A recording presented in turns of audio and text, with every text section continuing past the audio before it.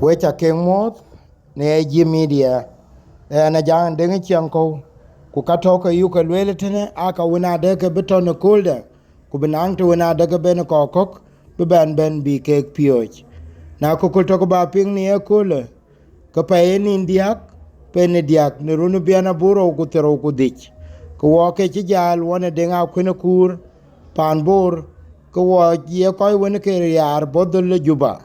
Nala ni loko wachila yoki manade ne kulwar ke yen bany ke pande Twic East kujola Bor County ake chilo kuna kitoko korko bilo iten eche manade yen ke nyine Mabior-göl benelonde bedil gol atoke chi koi ke United Nation ne chi yatem te win ke yen wer atoke chi gith ache ke ala jot ne gan win toke ke thin yemen pinde jale kujola biakti pinde Maar ke yen piu ato ke chitie pin kunyinde Mabior-göl ade ko wat to win ye ken gene ga to ke chen ko ke United Nation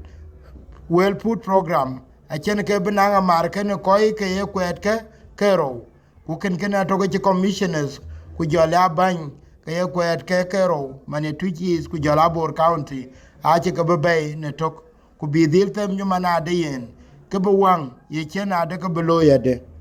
to this area in order to achieve a fill material for 7 meters. Then the last layer, that is about 6 meters of Maar seed in order to protect this fill material. Because the material now came down to together, but there are too much impurities and the elasticity index is very high. That's why when and the local train mean it that. Actually, between Jale Payam and Maar Payam, we shall be able to do whatever we think and we agree. And then after this, we shall disseminate this issue. We shall forward to the Ministry of Road and Villages to and their secretary. And then the governor of the state, and then the stakeholders who are there, especially those MPs at the national level are with us. They go to the WFP in Juba. They talk to them, and those who are there in Juba and the WFP, they also talk to you here. So the same thing, as I'm here, as an area MP, together with MPs of Twic, they are here, while Philip also is here, we shall be able also to take our own report to give to those of Deng Kiel, those of Deng Dao, those who are there, who are very active in this issue. So I will not say much. After this, we are going to sit with the stakeholders, with the people, with the local people in Colmere, so that we agree on something that we can do. Our chiefs are here with us. So thank you very much. The engineer John mentioned earlier, giving us the directive and the area where they're supposed to start. The engineers from WFP could have at least give us some of the highlights. Actually, what are the difficulties from here? So that we also add in our views. Today maybe is the first field visit for us to come and identify the challenges towards ours. Two, as Honorable mentioned, the issues of the workforce. I think will not be a difficult issue. People of Jale already welcome the activities that started. As Honorable has mentioned, the area of Colmere is the identified area. We people of Twic are welcoming that idea. For this work to speed up, we need an assurance from the technical engineers. How soon before we reach to Mabior-göl, this is the main challenge. will be the next discussion. But we are happy that we have seen the nature of the ground here in Jale. The commissioner and the rest of the dignitaries are here. The Twic East chiefs are also here, the paramount chief, and Maar Payam, executive chief, head chief is also here. We people of Twic actually we are the most needed people at this juncture. With only remaining 60 days for the rain to start. So I'm pressing the president and the secretary and the rest and the engineers to welcome us and visit this area. It's not that easy for a national figure to come to a site area. Chiefs from the area to give us the view before we sit.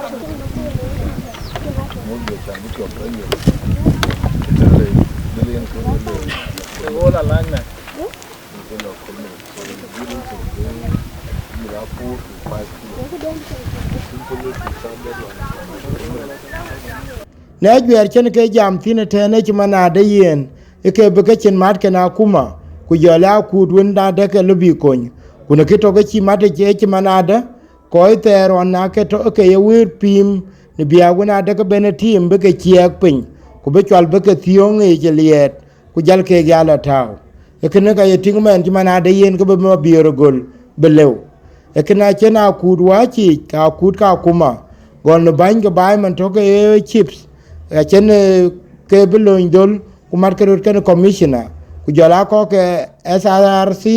ku jola ko ku win to ke ko ke charia chemananda secretary national ministry of roads ake kilo e akene ke kiten ku ko ju ke ga belo werto chemanade yen ke be pin bi kan access ku biting pin de yen to ke ni pin de win to ke chi piu chi jot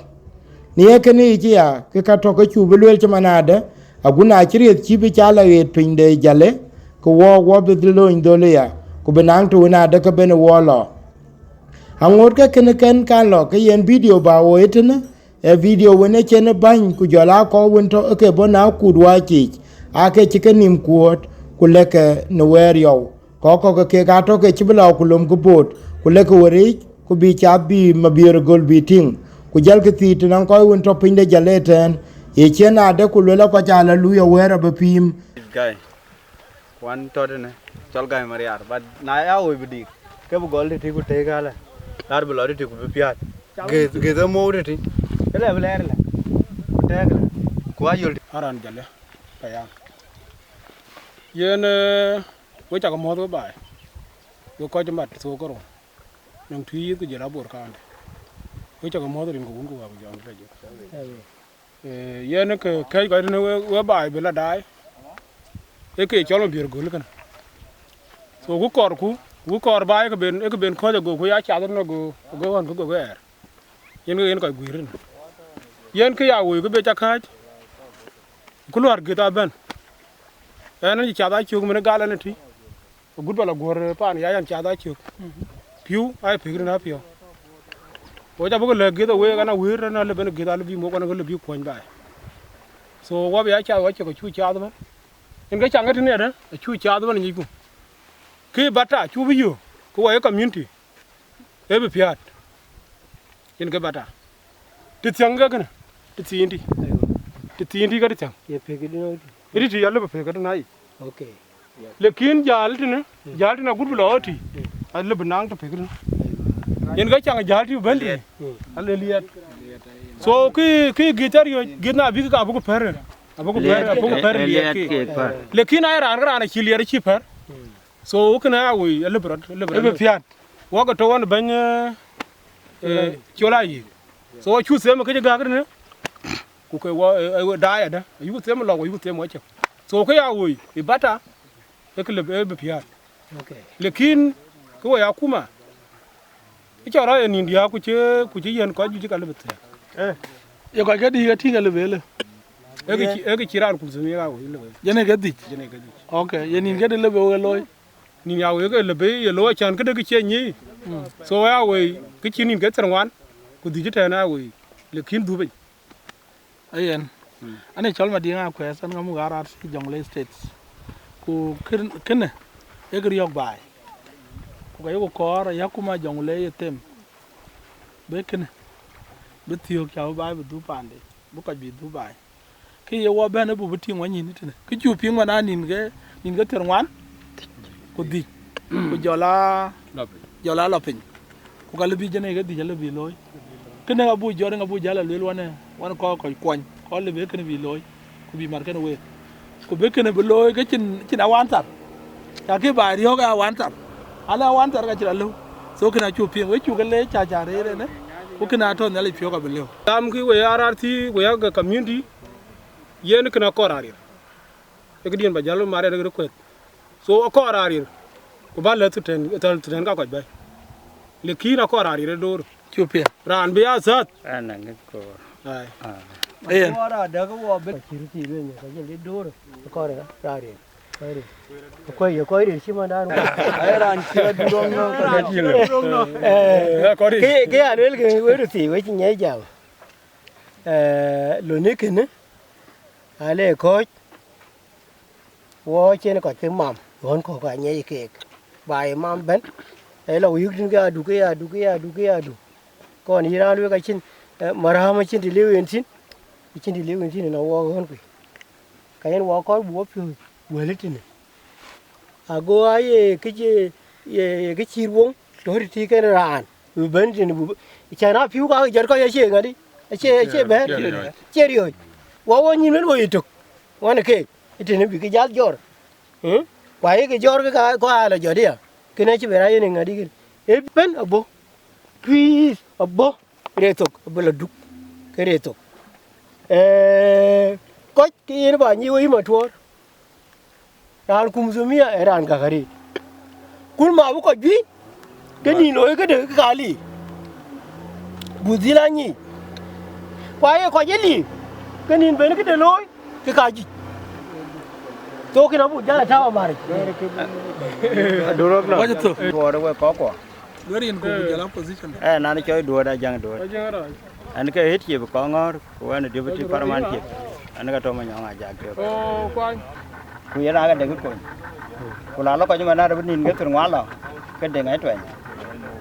aya le la na ye yi ni wato jami di bar ke ka libra ne ka ko a chal bi do to ku na le ya ko ke je ne ke di ke ka be ke li lo na be ke li no le ma ko ke na ye ke li lo ke ke di ke de ngai twen ke le der bi lo mara mari be lo ke ka ngai ke be cho Bu bar gan. ene ke bu jora ta mari ku na ye ke ye ke di ka cha ne fio de bi lo gon di te le ne ka fio ja na ye fio de ngai This is Mabior-göl dike. I thank Gulafi partners who are actually offered to build the dike here. I'm with the commissioner of Twic, chief of the Twic, Bor County, MPs, and the chief also. We have come and witnessed this place need to be covered in this period of time. We are held with time because this is the starting of March now, and we want to come and assess. Then we will talk with the WFP and the partners who are actually getting the contract for doing this line. So I have no more to say. It is very good that this place is the only fact 2 years and both part of the county especially. So with the president of the RRC, commissioner, is the one linked us the WFP. So thank you, honorable commissioner. Also, now the president of undersecretary in the Ministry of Road and Bridges, the national, that came and witnessed this event. So it is our challenge that we can finish this area. Thank you. My counterpart, Honorable Jale Payam, Bor County Commissioner, and Honorable Undersecretary of Ministry of Road and Bridges. The point where we are here is Mabior-göl, south of Twic East, the border to Maar, Payam and Jale. This point has been spotting for over now 4 years, and this point is the only point that allowed water to Twic East up to Bor County and the rest of the Jonglei area. We have been trying this last year WFP and other partners, use of Jale, units of Maar, Witches and the rest, to witness and assess how this point will be closed. The partners have been trying. There's so many excavators along here, almost 15 excavators are here, but they can't manage to close it, and that's why we came here to witness as an authority, and we also see how this point can be closed. We are facing is now south of Twic, and this is the difficult part. So we are appealing to partners and the national government as well to at least help this area. So thank you so much. Good. Na mat ko yi man ti man war ta re ko ga yi mar ko lo ga to de ga pa na ka je nin ga ana jam man ti we ta bi loy a bi to ko loy na ne kin ko ko ko loy bai ka pa lo ka lu wi kin ko ga chi bi ka lu kene ne ga be to re run a le la du ko pe be ja to ka ken mu mar bi lon de la wa ki ga to ne ko gi jwe ku na ye de pe ngwan man ka bora ba na ye pe dia ka ti ma bi ka ku bo ko loy ka ti ma na dam che le be no na ku bu ko le ka le ku bu ko le man we ko we ta ke le rin ga bandi. My name is Honorable Paul Bolayam. I'm an area MP. First of all, I would like to start with appreciation to WFP and all the partners and the government and RRC of Jonglei State. Because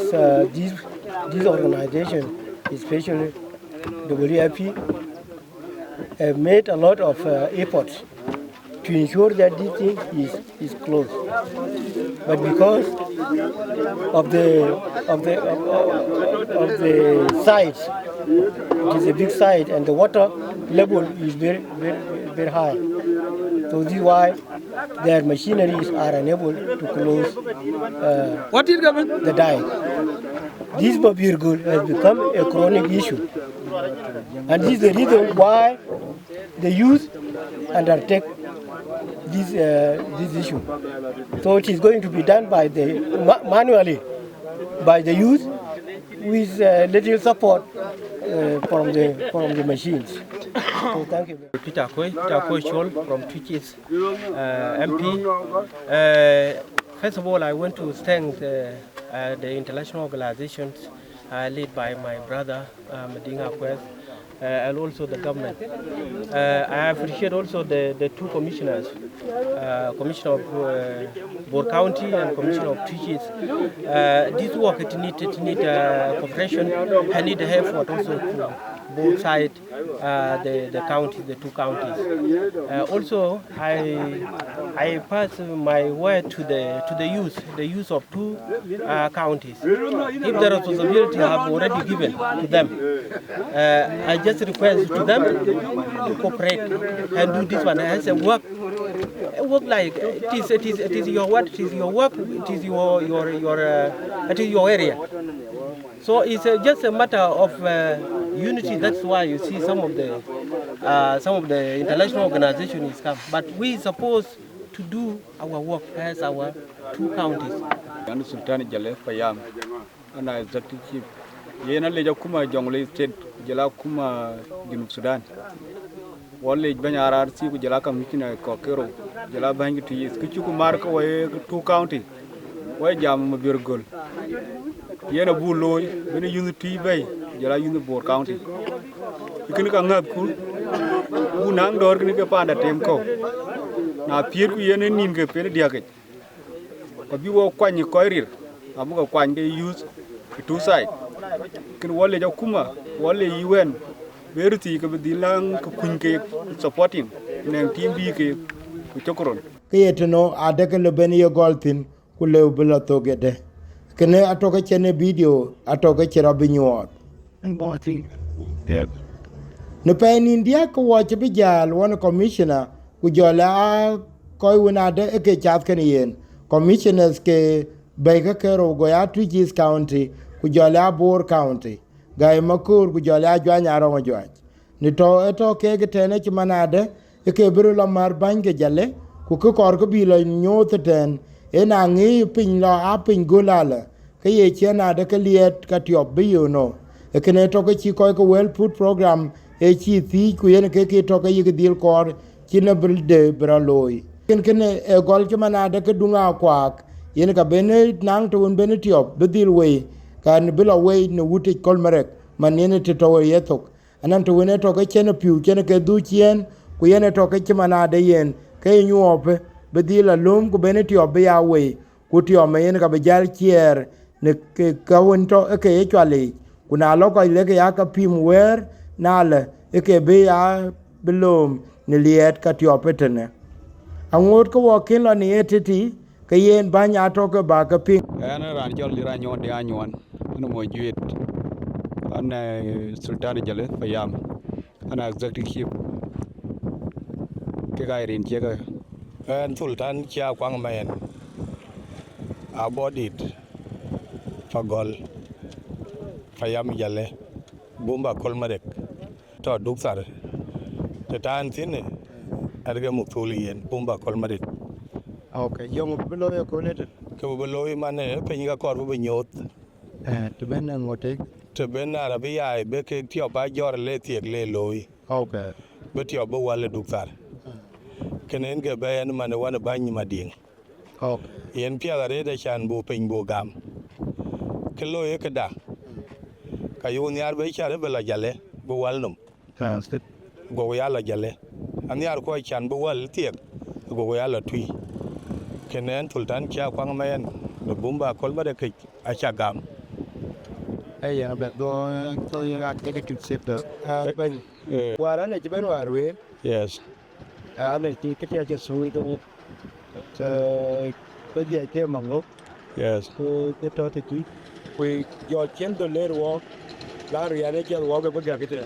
ba ni che bere ya le ke do da to ba de makan le ko be kwa kira po di da ba ja bite ga ne ki to ba de ya la twen yes am kena bi ko yen yin ka jan den chebo yen are da jan den che ko in chule ja ret rin che an ga li ra nyon den ana executive chief jale wen nyin jamen tinten jam nyin ne ban hit chip sona dio nke ban dan jale yen ke wo ko jale wole ja kuma Jonglei State yen war wer gene ye piurun war gola dwar la de pan yaaj ye piu yen wole ja kuma war chen charlo la de kolmerek yin ge er to ken dom so kolmerek te la de pan yaaj or jale santa ya git kwata den jale mana to piwi kloy ku ne kule wo kor bu char golte butiek wi la de jale butiek bu loy edele kay goy na ci Mabior-göl siek jale yer ko Maar bradil abit abalotin abuger ya yen kene wore kam da won mas kon ke tis agoran chat go ya chat ran ko do ke ko kwa do ke ran chat ke ke chat kun yar ku way ko ke pan jale won yar bu ka Dubai eta ting mani na jag wo ngato tin wala gak agar ke chiado wori je ke ci wo wara piu na lo piu jale man ko wo wo ben panda mana ga ja ting man ku to ata ku pana chin liutin apia bai be ite ko telo ti ko go ba be ran we chi ko da no na lian to ya ko ai an chani en gwen la yo ke an chi lo ke da ko bai chen ran gwen le ke bu chwa ya lo ke gu nem ku apia ye ja an te te yo yen la du ka gal ku ke ko lu bari yen yin ben yen sakan Amerika kene yen yidi arket alwena kor tinga dwar ku ting wore alwe ka chenol wara yen a chi jurgol fingo kin bor ping dore ben ke ka chimde se tar wara jamran ben mi to yen ka yin ko ka Afrika yin ting na Uganda ku Congo ku Kenya aben yugo ni area budi ar ko mi ko bi ben yen manen ke kelwel ku yen be ku ba jalla ta ba yo ba le ko to yer ku ko be ken do en chogron ayang dit nyali kene yin kai ga tie wa le ran ba ya la pieng ko loitin ke ga koro ke ai che bu ya lu il man ye wa ba lu el ke dei yam to ku chin ke la ra lew en man ta ne pa na chui wa nun ser mene to ma jonga kwa tin mene 91 water tin wana ma jogan kin kon gal ma joken kon ya ai cheng ya ayu cheng ya agute mane ko ja ta tin mane ke en ga to ma ding ire ji jol i ma ding lwet ata tin ne ko ga body roti a che wa ni ka keto en ya andi to cha ja jor ma ga to ne a cha bai wa ta tin ke se ko ayu ni ari chan bu au ku long ka ngi le chin to ka che je mang benda woi ben man ji mana bo gap ku wa tom to ya chin ko ke di a che long ka to ke no wo ku ka re ba o please ke chang ro de ku re ru de ku wo ke ko ji ke wo ko to wo ko da kai a long ai chang a long de ke ga ke ni yu tin yi che ke ku yal ga ben long water ne pia ga chan bu gao abu gao wo je do to wo no ya ku to ku ki chop kai wa ya bo re che be ya bo re ke chop ko wa to ne be re wo no ho ki ku ma ju ke e wo no ho ki ku mai ke aya bo re jal ga jor wa re che be ye na man ko le a pia da bu gao man we ko to a rir ke ku ya ga ping ke na be du par kwan ko re go du par a chin tim ko to ne a chin ding ki ko chin no ni nge du par wo ba gap chi man to wo le ko wa ya la ma wo ben ai le la wo ji ba cho gap ko chin ala ma be to de chin ko ji ka ma ding ku ko je yupa ku ko je no a jal ku ben ku e u ben ku jel nyu ji du par yeto ku ko ja dung ma ding ke jal to ku ba ya chia na yu ku man che ban war men war ba arwe an che ben ni ben he patuin che man ne patuin to char to ku no có công viên chưa thì cái man quay điện man quay điện man còn năng coi cũng đã lập buổi cho man có câu qua tù bị cái cặp nhật đấy giờ ra tema ya giờ anh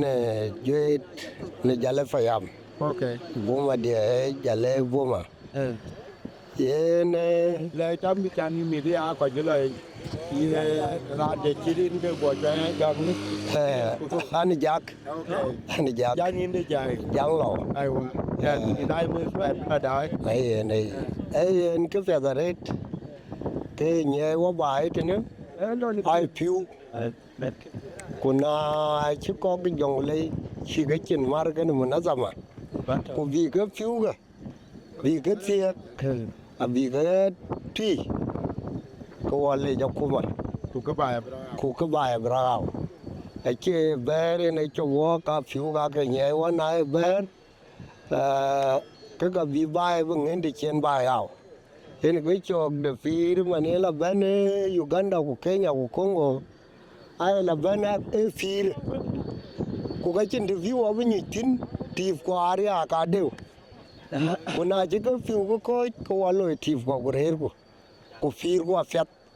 yên có tàu bara có quan tàu bara ayu con nhà na cháu cũng mà chết cái này lối cái này một dân tầm đền chỉ vậy cái quan cả vừa queer bài cái thế của rể nó phải amat quay cái nó bu mat qua ai em jam dia cả jam vậy chắc cái này cái này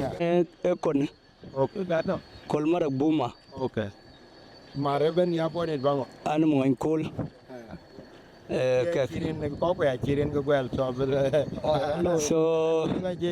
so an ran buma ne ko an mo en kol ku yen ka buma dia kene okay so yen wo le jakunom ci jam loy bay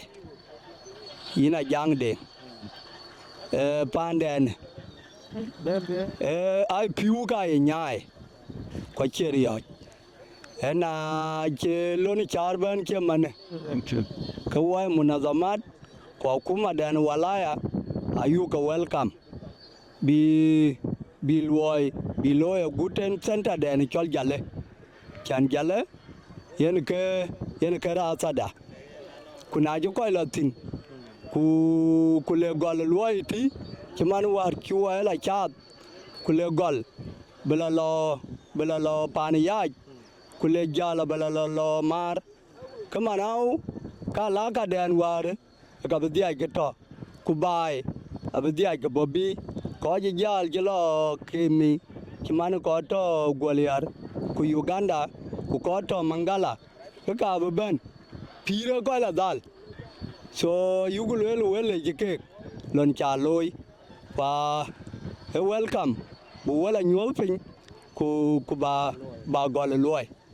ayan ka ani chol kura ja kur an mon juit okay kwan mon jak kwan ran pogumbi ri jak okay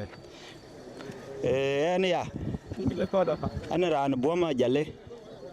ku payam die jale na ke bi wodne ya leji na kuma ya ne ma jak man ken ki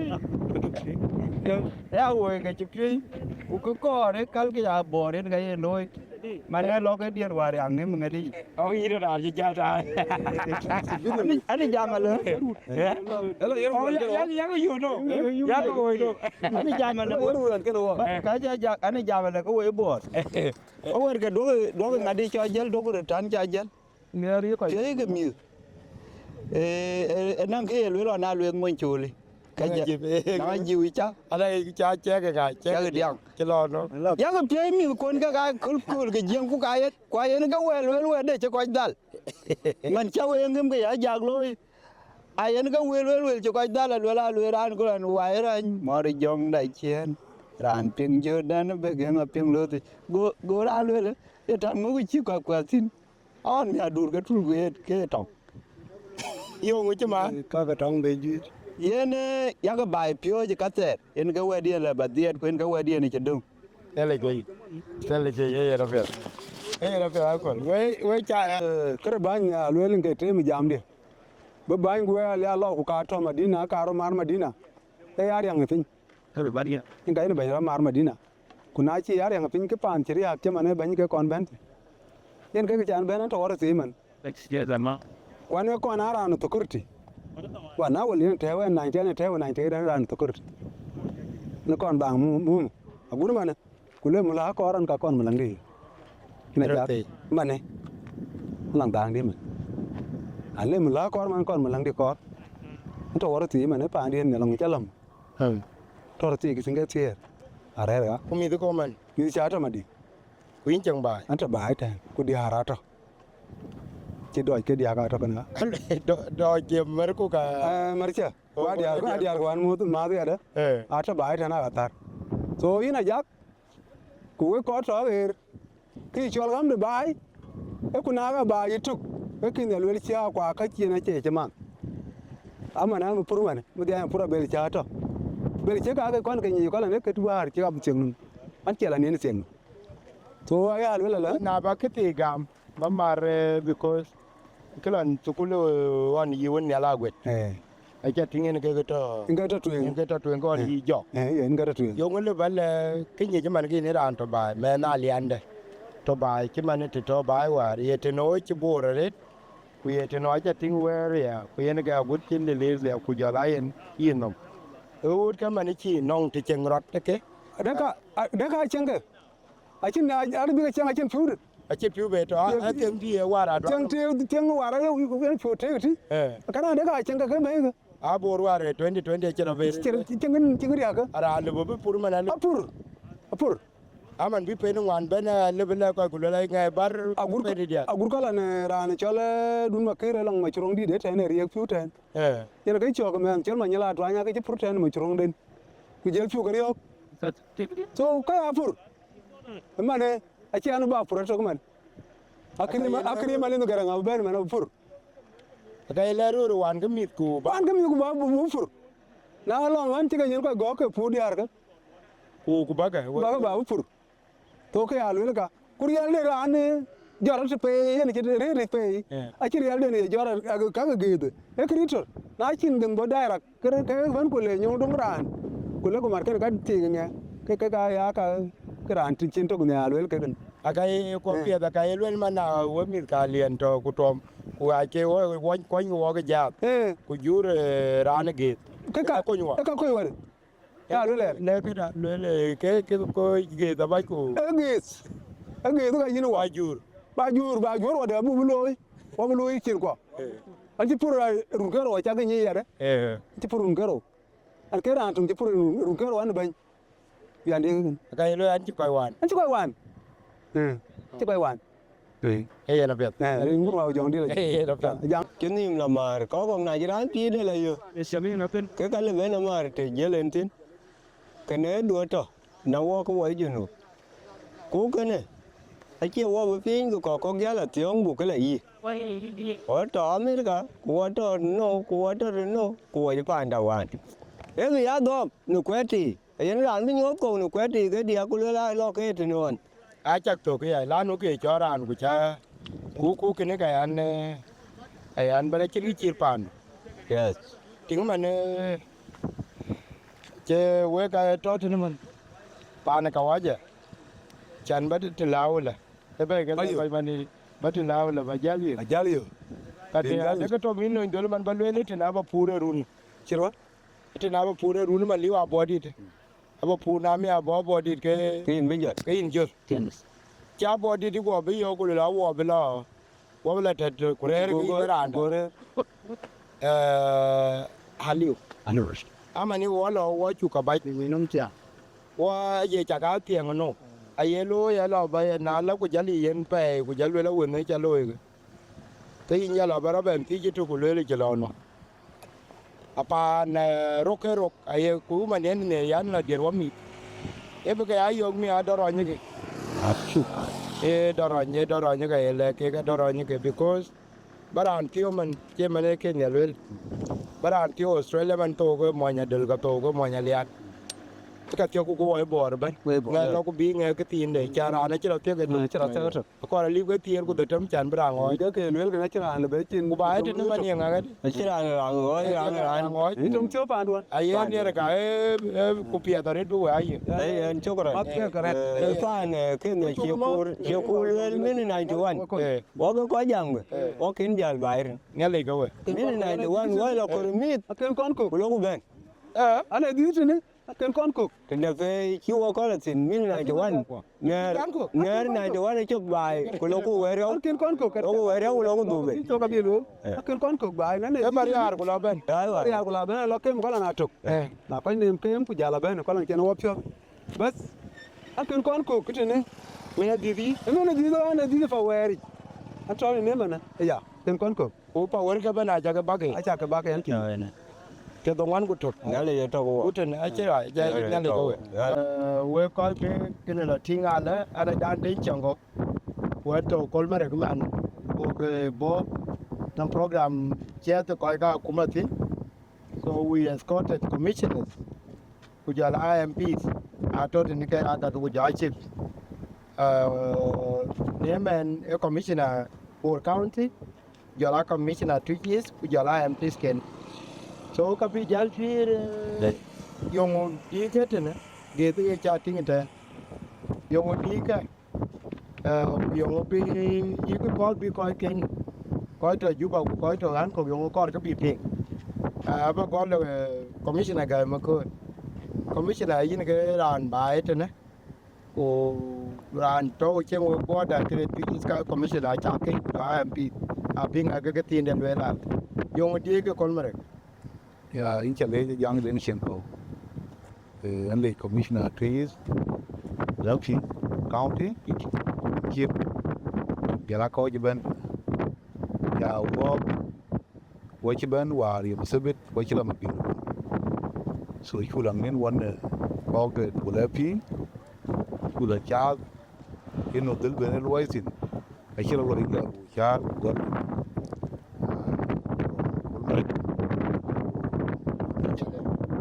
Then go get answer. Kita tahu ya. That does kun bare manin tual yen ga bai man ga ching mani tu ka a kwai ki pa na ki la lo ki school san da ni school kana mana wo ga tan bu char na tit ai chi lo wo ta wa a ki cha ben lo what you come successful my real bit but the go bar can be more the bad in and the good governance the way for kid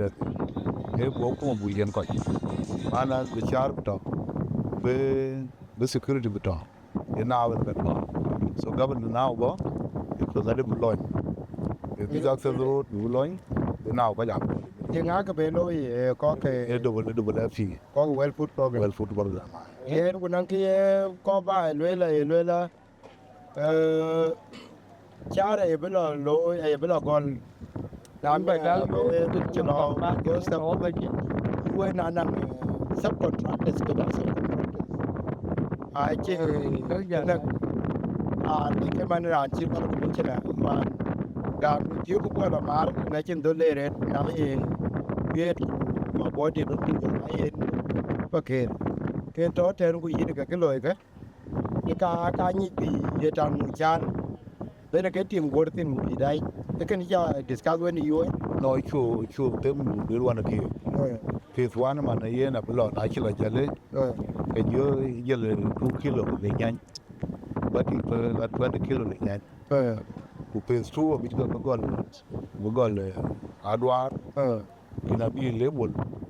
là 6 high meter kina bi lối cái cha rap tu bula ma cái lối bị lối cái đèn kín còn cái lối này taban ki lối ya but cái problem now cái problem mà nếu mà bị good लेकिन the other side is another we doing problem because cha nó offset both by liệt cái so na chắc định về như vậy thì cái lô rồi lô cái chẳng qua cái bộ là vẫn thì cái khi ngay chạm với chặt tiếng về đâu rồi video chạy so khi chạm mình số cái nó có để chúng tôi lui rehabilitated and also cái coi team của mình này that side Bor County especially cái điện cho là đấy Mabior-göl uli ya je long ti but to well long ti few looking the other side wo the patrol này to long now with it we almost our assessment wa you almost that thing cái subin meters 100 70 meters 100 meters đang chỉ nó là chết mới được rồi thì cái đó to be aja cái đó to long này so deal was it commission yeah was welcome cái bớt cái công việc cái giá là đông hay cha nó tiếng với cái là với cái giá yung bắt đầu yung cái con bài chief when the commissioner kun baba assessment game because na war tiare chalo panya gorwa ete ti no ke chu so mai so ka ya kan ti gu jara yen panya go yong bi ke ne ko piao lo twi yen in chale je jak ko my colleague in pe tang mi my colleague guy makor and the commissioner of Twic East join around join KB Wharton ai càng kero te kai wo he junction ti cho dunga kwa chen ke chala 2 years take canal up to a year chate wo en ke jale bela jale le Maar ke la paliao uten che wangle kongor uchuar nyol kerun ke di ke long e nong piu piu mi bi Bor 2019 aken ko bajaren min jale aguten che Maar bay ke Twic ke bi wo chu madten e be chare ko way the sisters counties Bor County ko Twic East counties be chare berod year ago koi ko go Dubai min wan chu e ping coi quan góc thì Equatorial chỉ có cor để trên đời yi cái bên đúc tin cái bên ngang đúc pandin cái này chúa bay together cô ấy darin cái county sẽ kero bị coi cái WP mình chỉ cái thi cha court job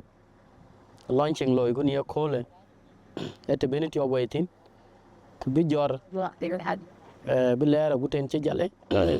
guten chơi Mabior-göl kol war yom sebed wan chulo Mabior-göl le bukulo ting war pe be last year wo ke koy luoy koy ben betiok mayin wai je betiok Mabior-göl kero ben tiok ko pi wa ga ton yal ko munazam mi choy WP ke koy ke chi ga luoy gu luoy la pi wa ba kon jelo pin na je pi lo pin nya ke ka bu do a je ben war luoy la pi wa lo pin nya le ke ge ke doro ke liet te chi lo kwet che pi wa che ton wer chali a ge dai lo no kweri nyin ko na lo ko ke nyal ke ka per liet ke len sen ku le ke lo pin a be to wer le we che la chop ke ne ga chi ke jam ku le we ke we county kero wo kor ko be lu ni ke chin che man run tueng lo ni chuk lo wa na ge ke be lo ni bi loy bare chu dok chen ge da chi lo na chi ke be lo ile ba ga kong ba ga piu ba ga kan dom ke ne ke lo ku ting wan ting chu we ting e ka mitir ke to dro le 100 ku piu a che chal lekin tie ko ben mine go la do artar guten bilo gora pir pan lit a che piu che chame kayo en kor ku ye kam kilometers again from here 127 kilometers so na chen tol you kwer ken ka chen access be char be bu toy ni tiek tar be road gol ku na chirot gol ka be chato in the east ya connecting canal ken panyagor ka beret kabra loy ka ke ko wo idari ne ka chuok chabot tok ku benting ku be lo ne be gol na chi gol ka ni ar ku be tok ka pe diak ke ken tok ko ding seasonal rain e gol pe ngwan ka ke ka to ken wok ke ka ke cho wok mat ke ti e kon ko ai kan kero panda ne kerun ke dia especially twiji the kepur for the last 5 years mir pir ke ai ka to wari ka ke anya ke ga cheto daman ben nang tare to jwe gu ta chen wai kana yi we nyar na chi Mabior-göl chiro tiok ke benang koy dieng be pur ni yarun na yarun ti ke ko koy ko cham mit ken anya ke ya pinum the man a ken be gam be mi ware ke yen ko je pinum ka che junu Sudan tok be ke be mi o cha ting ka kuma chama chitem cha ting Uganda ku most of donor wan era ni che Trump ye ka gam kuma da America a che ka tem so kana chu ko chu dir ko we darin element chin ka tem wono ko to ni Kenya wono ko to Uganda wono ko to Mangala bi pir no ni be ben so yen pial buko the road connection bro dia loy ki mun da mati wo ko yelela wo ci ko ja loy ja won ku kan nga yo gam ke bat ka chu ke ga gam runwar a ke lolo cite chu wo ga gam ti loy ke na lotok we communities jago betem buku tek benanga ba loy ku ka buku loy a chan yin apya din kon ke nga ko ni road so chir ga loy UN ke ku ka chin char chu loy ka wo darin so kene nga cho Mabior-göl gaw ko to woni jame jane ke ben ke kin ke ron nyu do ter wan ay gulel war beloy chimane yene loy un ter e kena to woni jame man ku yene tong de ka kay wo man chi wo sun tan ting na chi char ku chilo jale e to ga ni ku Mabior-göl ke ya ko we ko ka bai ku lo ti ni lo wo ko be lui ni ke chin ku le yu ne ka chin ki yin ku we ke because I just dar chol mi e ko mi ko e lo la piu we ka we ko bu pur we ka ko nang bai so ane ki chu loy we ka ba ka long loy chi lo no nim because we che UN ka dai ko ni chawan so ken ai wo ko me chi ya ai yo ka in kara bi ko wo ko ka bai bi ngai jam ka rande wo gwan ter wo lui wo chin lakin go la 1991 a gut men wo ken ba ya lui Ilun teri nge lui yen ka ke loy ke chin ke yin pe. Lakin we na ga chabam do ni ga de lor ko please. We de bul di red bul tiang red ma di. Ku yir. Aka di nang thousands of people. Yongu ka pener te ka ba lek wo ko ga wo chin gam. Đấy. Ku ka cha yu nang de ri de cha yu ram ti ku chi chin ga mon lo ya bor cái anh đang cái tin đi này chả đóng nó mấy anh qua chấm bay ở đây coi cái lui cả ai bọn này quay buồn để chấm bay cái chả ba cho con bị lui ở phía đi con Ai đuôi là giặc cái chơi ri chế bên cái ri nhá. War jel we cái jel uti cái rana ro kurane đành amarane dol. Yin le biu cái to lo gode so.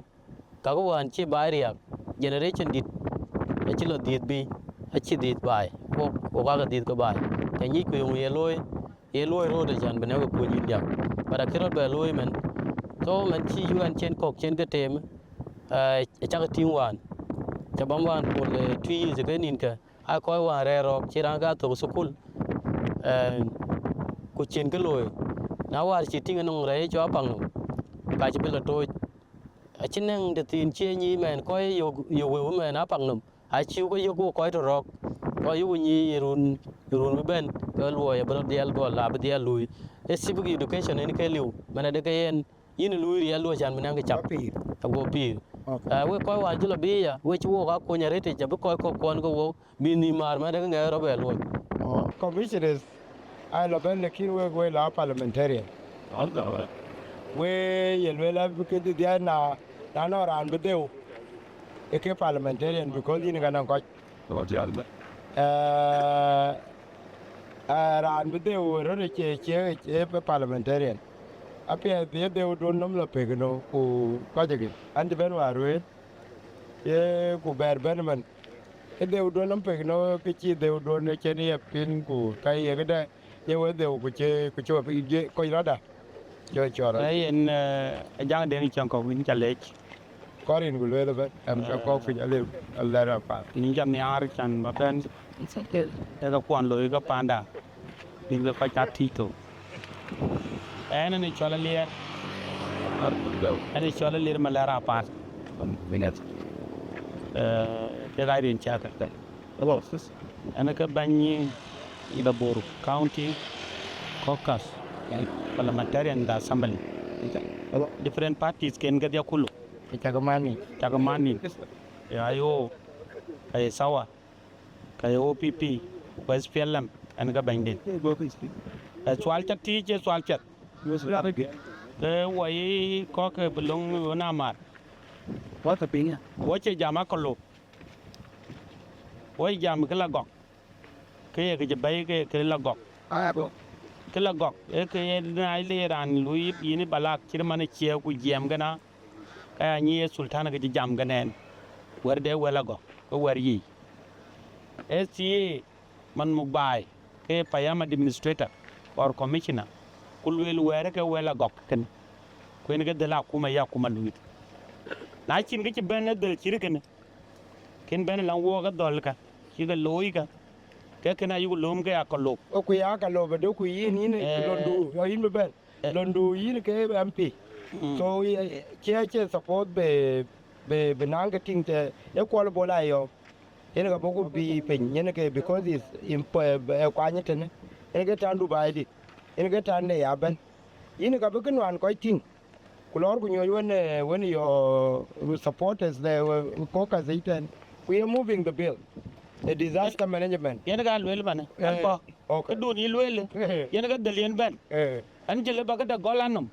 ka chin te bien tin okay e ben te bien tin ku jala okay ene ke lo yen lo ku a je ben de ene ke de la go kan ene ke de la go alu le fa ko a che we ko state a chi alu ko ju ba jam ti ku beran kan be ting be kan ting ku jo lo ndur jo la teu alu la ka li ku na chi lo kena ngaya ko juba ay wo ko way tafini ken chin gi chi way ben agute man kol bi wo bu bu ngini nyin ko ku ba jala jam ku bu jal lo yel ken ga chira lo ko lan ko wata tin ku ka bi ko ko ni ke kirwo to wa chalo abi nye ke chiwo ben adi la yi ke bi ke ko ni ka yi ban man bi tatit ko ni ka yi ko mishira en ga wa chol be ni nu ke de ni e ke yi ku ka chu ga men ga yi wa ben ko ni ka bi gabna ben man chan be liyo to a gwer chira gwir kwa gwer kor bi ku ma loy ko ka kun ko chan a loy dir ni bla jale ku le jale ti le la tui between la ngadi ke pan ne yen ke bai yen to nya juang ku to nya paker ku to nya jale yen jale ben yen ke ko lew ko yen ke wong dak joron lo pan bur na ke jor run war ya ke run war tong yen ke ma jok lo ke chidung kon lim ke yen ke ka bu mai to kin wong ne chi beto wong ne bu kwa de ben wong ne chigak ke na di ke ni char chan beloy ale da wer ba te ke 204 into by them. On 98 and the band. When you take the algan and walk a chilla panya go cula you. Popular do go in a curpatu. And the gal I took out for but only amateur. But a panel a ricky cooking a jadwell wong a talk. I could wear 204 carrot by the good man in a chalpay and well on Gapada. A tungchen ge tongue. You want to call you go pull tongue northern part. Manchia Bor choke. The kinway beyond Lagor Colnia. You want to go by. I go car before 214. Money. By a talk. When Pugujal by Bevo we were. Door was the band one can lang namla. A chair lang door kami, a Kuma de Sudan, can SPLM, the lang door. By a chim. The group in getting Dilawa. Two number 2 a Tunkolya. Oh, that is 2 Tungidare. I reckon a chin Kai Tom and Medina Jagat. Yes, and your band. I tell you. Kubai Changi, Bulldit, Romeo, you bullet dear Tanadi, Kujanga Bull there. I Chindakin Bull, a show. Kubai a talk, cocking a good channel along Dum dear. Dum dear Chapur. When I see and a long pandia low by. Pandia Tomalo. Malogata Bion, in the top pandit. Well, Baja Kero, Wagatin, and I put a long dum dear. What a checker your mayor. Moilusana? Umanwar and a cheek, Kukawanga, I get a pandy moo. I war a door. Go Cherke Lula Lokamadi. Bobia. Gorana Ben go Jaler Madi. Tana Locor Loy, Kuranangadi. Yaldiar dong. Ediar, Bear Bengane, I did it. Now what? Eh? Yang kiti amio chengamio kiti ami adola yo warga cheng diar ke tier ko changin yo jong de no ko chi diar rorabia jal okay kunyeng diar pin a diar ka bia no rorache beto ken ga chira loy kanang ne ga diar ga mit ku ga de ko yini che jor ni la te loy tin mer mit ku eto e ga ko lar gan e che ga ler ko che ke bugak loy ma din nadia loy ke tajira loy kenera loy bayin keleki baya chik e chen korir to ko werwe korir chirman do ne wayi ya jang de chen ko wari kunwan ga to ga baye nu en ga chang mi ku to ga baye nu ali en ga chang mi ke to ga baye nu ko gwe wa chi jal ka a chi be to bay ha ko dia ke ga dung ke ko dianga ai jur bera kin yoro ki bera kin lo ger bera kin lo no be cho ju kene yen ke panda larte de ya wer ban e di kin chan bulang ajwe wo ga ci jam ko lo ne 2010 yen ko ni wo le ro majlis ane jam le ko tal ku ki ne la gap de kut ku bay no be bay kur ku lo ga ma ko le kay yen ba ga wo biong kana lenga security biya kuma bai ke be ya larte to wa kuma ci libran la tit ni kuleran tit panda kuleran tit panda kira le ba la gaga a kira le kene yen ga na ga ku bulew yo why you here yo win kina penitent piran kol nyang shukran in jang ding chang ko ja ko ke media ko ja ko je ben yin ken ke cha be ga ran kol nyang ba ben tin oi cha da tok ko na cha ko je tok ke yin la ba ke loy ko ke bala cha to ki man ka ja ne ku ke pe nin diak tay diak kene e jale payam ku junction kai wotine e kol marak buma so piet na ran kol nyang ke loy da ba benting acha na e mi ater ko ku de gi kini bero na loy da ka be ko ya ton ko lu kini on e chira loy tan so wai chal baran ben witness ke ba benting ye loy ku ko yelut nan ke chi nyan lot de ke kan le nga ku lu kini a chi to la wai ro koin ngo ja cha da tok so ran jam chi man chan go lun tuen kan che malang me malak akerin ja ke ko ka so an mi choret ku cha ga le kene e ba e mir pyo na cha ba ben ne ya himbe ke kan tinga ba ben ting ko ja mi pyo ti TikTok